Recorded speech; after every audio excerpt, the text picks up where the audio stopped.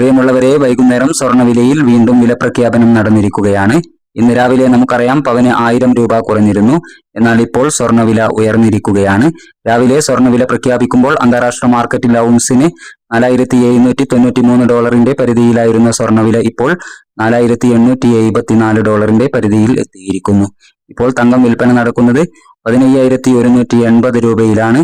എല്ലാ പ്രിയപ്പെട്ടവരിൽ നിന്നും വിലയേറിയ ഒരു ലൈക്ക് പ്രതീക്ഷിച്ചുകൊണ്ട് ഇപ്പോൾ വൈകുന്നേരം വന്ന സ്വർണ്ണവില നോക്കാം. വൈകുന്നേരം പവന് 560 രൂപ കൂടിയിരിക്കുന്നു. ഇപ്പോഴത്തെ 22 കാരറ്റ് സ്വർണ്ണവില ഗ്രാമിന് 14,205 രൂപ, പവന് 1,13,640 രൂപ. സിൽവർ 265 രൂപയിൽ മാറ്റമില്ലാതെ തുടരുന്നു. Thank you for watching.